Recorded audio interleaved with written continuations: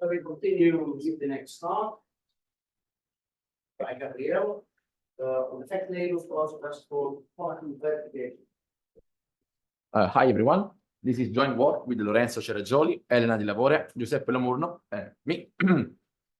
And I'm going to talk about effect label coalgebras for quantum verification.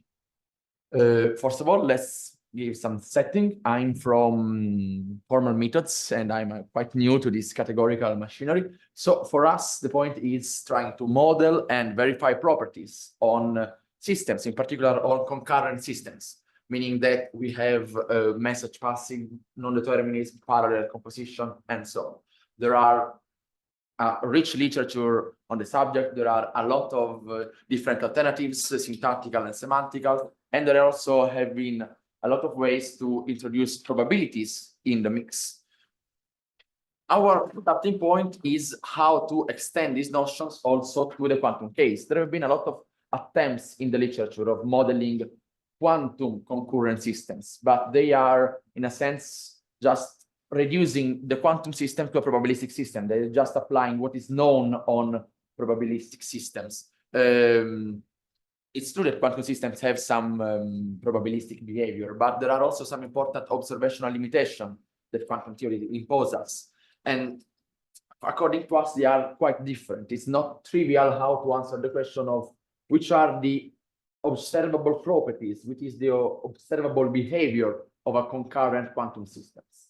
Our proposals is stretch that, going back to quantum theory, to simple definitions, and from that build some more and more complex structures, making it useful for a computer scientist for modeling purposes.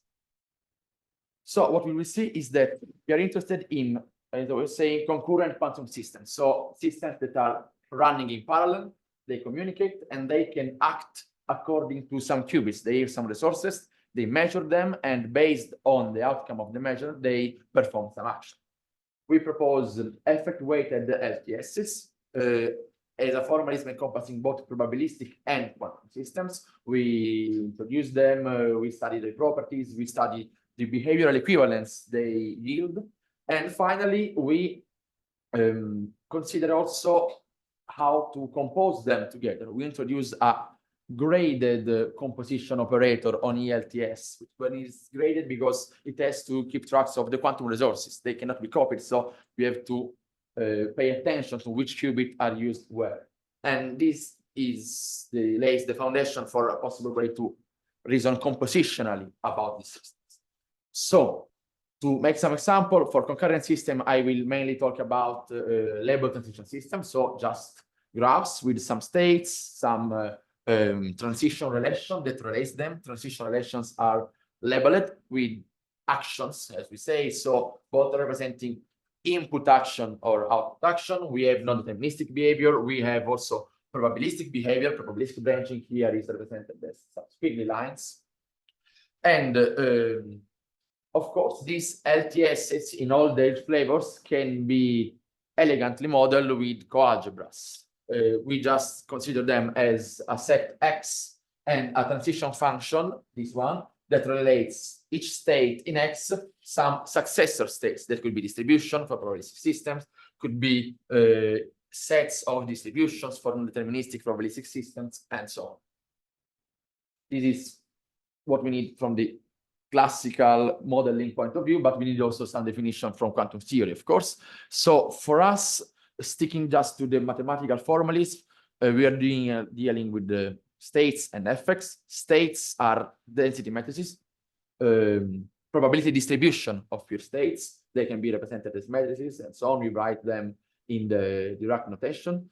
And dually, effects are functions from states to probabilities, meaning that they are, in a sense, fuzzy predicates on states. They represent measurement. Each effect associates to one state a probability, the probability of observing that property, that measurement having a yes outcome on that quantum states.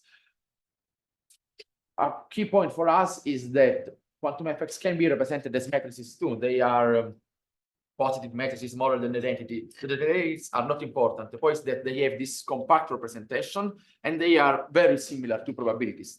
Probabilities are just real numbers between 0 and 1. Effects are just matrices between 0 matrix and the identity matrix. This similarity runs much deeper because both probabilities and quantum effects form an algebraic structure known as effect algebra, meaning that we have a sum. So this commutative and associative, but it's partial. So it's not always defined. You can sum 0,3 and 0,5, but you cannot sum 0,5 and 0,6 as probabilities. Moreover, we have also complement operator. This total and simply gives us the complement, the operator, the effect E prime, that's when summed with E gives us 1. 1 is the top effect, the complement of 0. The main example is, of course, probabilities, but also the simple two-element effect algebra is the initial effect algebra. It has just 0 and 1. 0 can be summed to 1. 1 cannot be summed to itself.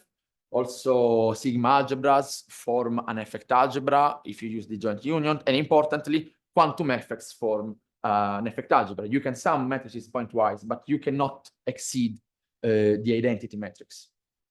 Effect algebras define a partial order, meaning that A is smaller than B. If there exists a third effect C that you can sum to A to get B, it's just the loner order for quantum effects. It's just the usual ordering of reals for reals. And effect algebras and their homomorphisms form a symmetric monoidal category. Since effect algebras generalize probabilities,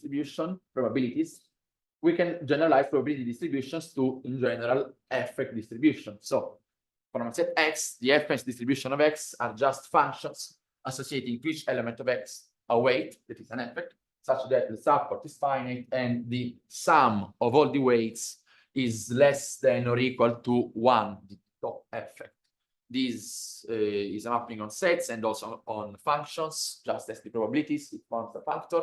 And if we use 0, 1, the probability effect algebra, we just get the finite support probability monad. So we have a Dirac distribution of X, we have a uniform distribution of X and Y. We have also sub-distributions because we're not requiring the sum of all the weights to be exactly 1, but less than 1.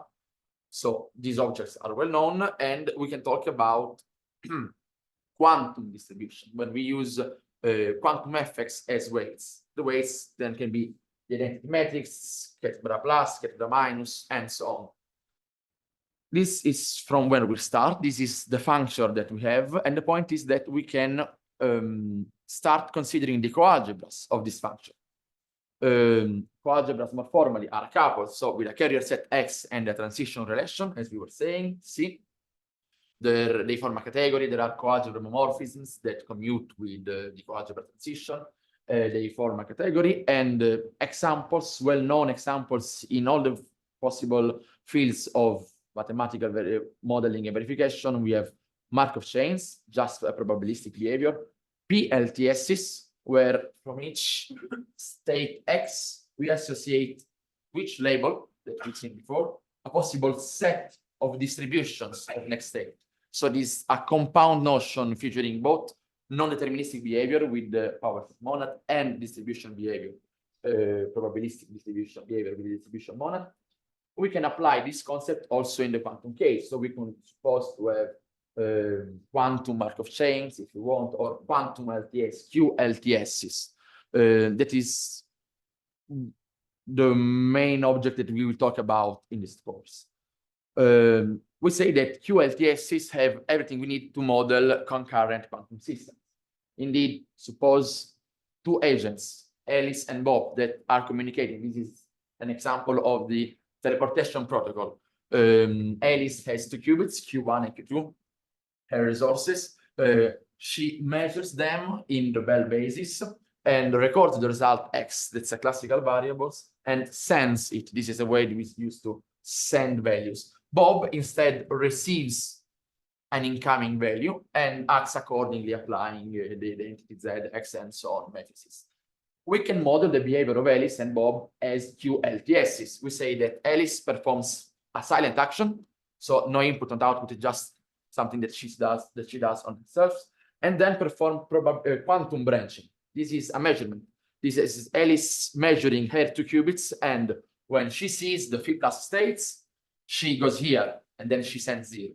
Otherwise, she sends 1, otherwise she sends 1, 0, and so on. We see here a mixture of classical communication and probabilistic quantum branching based on the qubits she is measuring.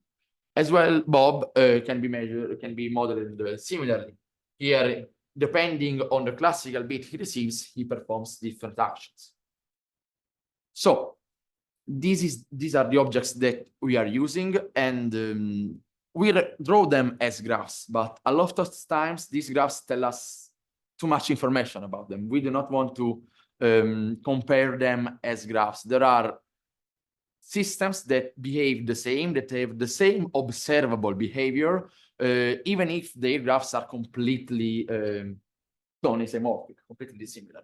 So it's typical to talk about behavioral equivalence to understand which states in those QLTSs, PLTSs, and so on have the same observable behavior. 2 main notions in the categorical formalization of this stuff are Axel-Mendel bisimilarity and Larsen-Scope bisimilarity. A relation R is an Axel-Mendel bisimulation if it forms a span of coalgebra homomorphism.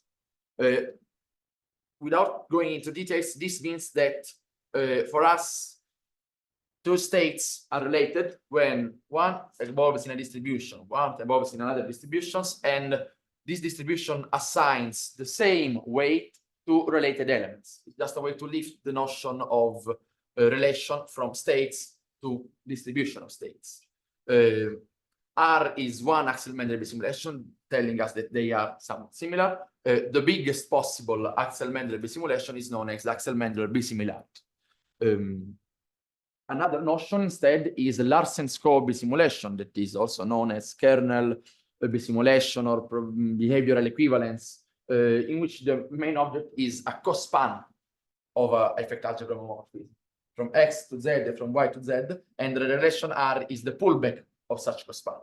For us, this means that 2 distributions are related, not when they assign the same weight to related objects, but when they assign the same weight to equivalence classes of objects. That's why we call them Larsen-Scope, because they were first applied by Larsen and Scope in a probabilistic set, even if they were not presented as span or cospans. These 2 notions are well known to coincide in the probabilistic case, but we showed it is not in general the case for any effect algebra. In fact, we know that the distribution functions, Deacon E, preserves weak pullbacks if and only if E is decomposable. In that case, our coalgebras have pullbacks. In that case, the 2 notions we've seen coincide. But it's not always true. Being decomposable means that when I have for fx, A and B that are equal to C and D when I sum them, I can factorize them in a way. I can decompose them in 4 other fx, and I can mix and match them to get A, B, C, and D. This is true for probabilities. And indeed, D01, the probability monad, has pullbacks, and the 2 notions coincide, because we have that for any effect algebra, Axel-Mendel bisimilarity always implies Larsen-Scope bisimilarities, but the converse is true only when the effect algebra is decomposable. As you can imagine, we are talking about this because in the quantum case, this is not true. Here we have 3 coalgebras. S performs an action and measures its qubit. If it sees 0 going in S1, if it sees 0 goes in S2. D is a coalgebra where we don't measure anything. We always go in B, and E measures with the plus minus basis. These notions, these coalgebras should be similar, because we have to assume that S1, S2, B, T1, and T2 are all bisimilar. They are in deadlock. They don't have any transition. So it should not matter if we end up in S1 or in S2. All these actions are doing is just measuring a qubit, going forward and stopping. They should be similar, but they're not. meaning that C and D are bisimilar, are Axel Mendel bisimilar. There is a cospan, and also D and E are bisimilar. That's ultimately because when I sum 0 and 1, I get the identity, and also when I sum plus and minus, I get the identity. They are Axel Mendel bisimilar pairwise, but we don't have fullness. We cannot construct a unique relation that relates C and E. This means that our Axel Mendel bisimilarity is not transitive. On the other side, here we have these spans we can use for short words and build Larsen-Scope bisimilarities. They are Larsen-Scope bisimilar, and more than that, they are also C and E are Larsen-Scope bisimilar because we have push outs in our category of coalgebras. This means that Larsen-Scope bisimilarity is an equivalence relation, is transitive and reflexive and symmetric. So we have to choose between the two. And we advocate for the fact that Larsen-Scope bisimilarity is the bisimilarity of choice, is the equivalence relation that we prefer, because it's an equivalence relation, of course. It corresponds to the notion of behavioral equivalence if we have the final coalgebra, which we have, this is just equality in the final coalgebra. But for us, it's important to ask, this notion has some nice mathematical properties. Does it correspond to an adequate notion of behavioral equivalence from the modeling point of view, from the verification point of view? We say that this is the case because Larsen-Scope bisimilarities is correct and complete with respect to the observable probabilistic behavior. Without going too much into details, we can, when we have an effect algebra, we can always instantiate it. We have some weights that are effects, and we can ask which will be the probabilities if we put a quantum states and we evaluate these effects. So, for example, this is our effect algebra. It's our QLTS. We can put a raw state, for example, Coalgebras plus, and see that if we provide that Coalgebras plus as an input to this process, it will become a probabilistic process. It will either go in S1 with alpha probability, S2 with alpha probabilities. If we instead provide an input that is Coalgebras 0, it will have 100% of probability of going just in one way. So this operation of instantiating QLTSs to PLTSs is indeed a function. It's a quite simple proof. We just start from the fact that quantum states are morphisms from quantum effects to probabilities, just by the Born rule. They are maths. And each morphism gives us a natural transformation of functors. It was done years before by Professor Jacobs. And so we have a way to map from quantum distribution to probability distribution. We can do it so also by whiskering in more complex functions, of course, also dealing with non-determinism and stuff. And when I have a natural transformation between functors, I have a factor between the coalgebras of such. So for each quantum state, I have a factor bringing me from a QLTS to a PLTS. And since they are factor, we are done because factors preserve spans, cospans, and so on. So states that are bisimilar in the quantum setting are bisimilar in a probabilistic way for any possible input we put them in. This is just one direction. If we restrict ourselves to a finite case where we usually a finite set of weights, there is also a bijection. There is injective morphism, we have natural isomorphism, we have equivalence of categories, and so we have that. Larsen-Scope bisimilarities is correct and complete. States are bisimilar only when they are, if and only if, when they are bisimilar for any possible quantum. So, to conclude, we have almost everything we need. We just we talked about as a behavioral equivalence. We have capabilities of modeling our objects. We want to put them together. We want to compose them because the teleportation protocol should be written as Alice parallel Bob. And if I know properties of Alice and properties of Bob, I will know the correctness of the whole teleportation protocol. How to do so? Drawing some similarities with the probabilistic case, we have that, for example, if S goes in a distribution and T goes in a distribution, S parallel T usually goes in the joint probability distribution. We have a multiplication of probabilities. We have, and what we need is an operation that taking a couple of distribution gives us a distribution of couples. Thus, we search for a commutative monad. Our functions are monad when we're using as effect algebras, some effect algebras with multiplication that are known as effect monoids, or that are just commutative monoid object in the category of effect algebra. So we have a multiplication of fx, and we can use this multiplication to define a monad on that functor. We have a way to multiply distribution of distribution just by multiplying their weights. This is very similar to having a semi-ring. I have sum and I have multiplication, and I can build a monad. Just the sum is partial. The problem is that in the quantum case, quantum effects are not an effect monoid. I have an associative and unital multiplication, the tensor product, but this does not preserve the dimensions. If I multiply matrices, I will get matrices that are in general bigger. So we cannot use just monoid. We have to use a graded monoid. We have to keep track of how big are the matrices. We have to keep track of which resources are these effects consuming. So we build a PCM for start on which we will grade our stuff. So we consider a set of systems, think about a set of qubits, and we take all the disjoint collection of such qubits. So I have all the collection, I have a PCM because I have a sum that is not always defined. And we can say that quantum effects are an S-graded effect model. So I have a multiplication, but I have to keep track of the grades. So instead of just one effect algebra, I have a family of effect algebra, the ones measuring the qubit Q1, the one measuring the qubit Q2, the one measuring the qubit Q1 and Q2, and so on. And I have a multiplication that simply sums the grades. I just use the tensor product of fx, and I have to keep track of the order of stuff in order to make it commutative. But the point is that I can compose fx together only if when they are measuring different qubits, as it is expected in quantum theory. This is a commutative graded monoid, and so it gives us a commutative graded monad.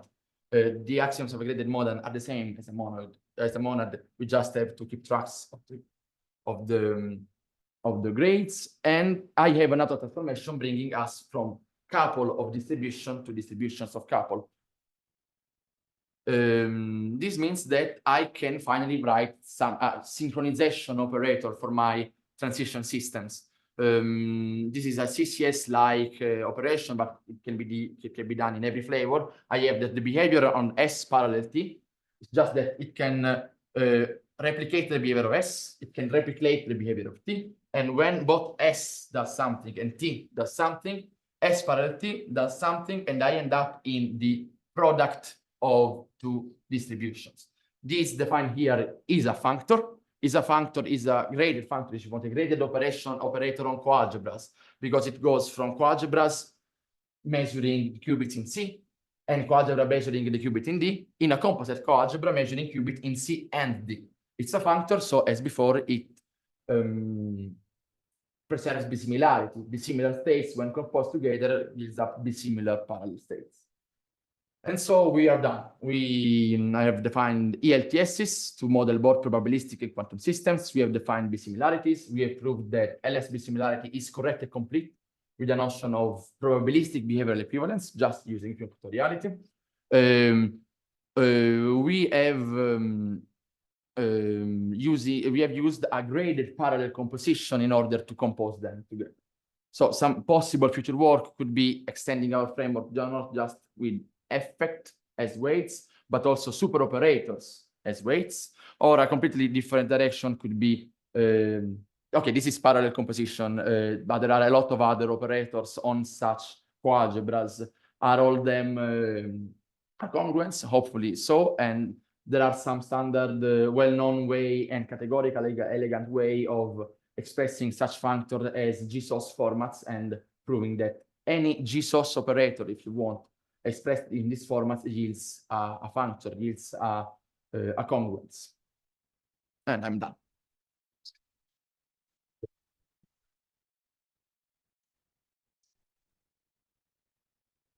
Are there any questions, comments? Can you explain a bit more detail about the particles and the polarities that are- Yes, okay.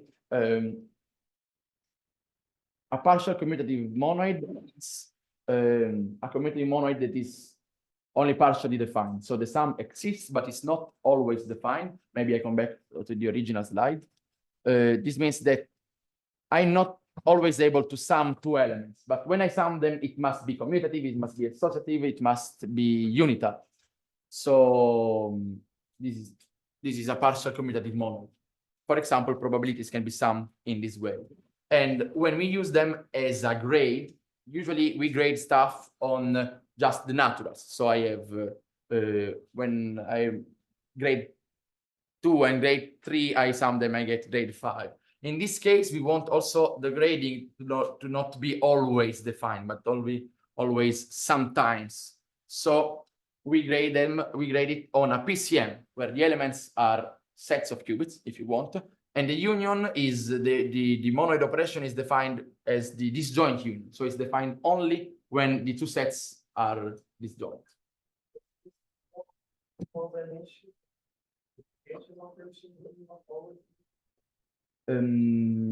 No, because we require less stuff about our monad. A graded monad is not a monad, as you were saying. So I don't have all the multiplication here. I have this multiplication only when M and N are disjoint set in this case. So I'm using a weaker structure, and indeed I'm defining a weaker operator because parallel composition is defined only when the grades are disjoint. C and D must be disjoint.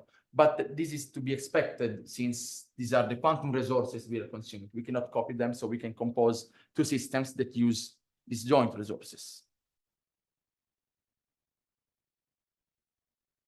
Okay. So you gave as an example teleportation. Yeah.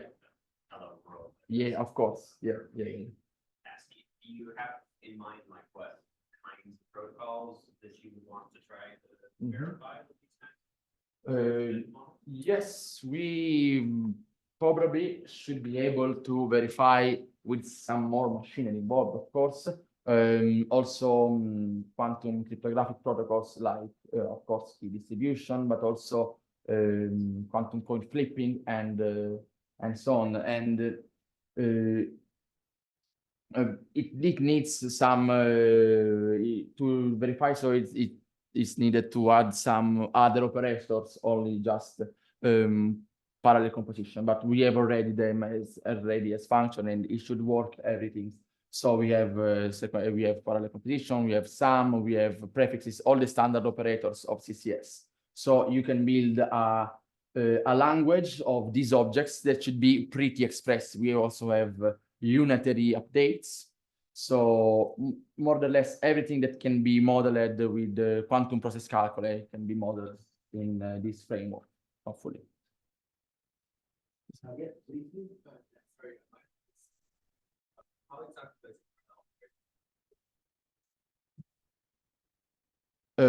because here this notation is non-deterministic. If you suppose that S can go in multiple of these, then S parallel T can go in multiple T. And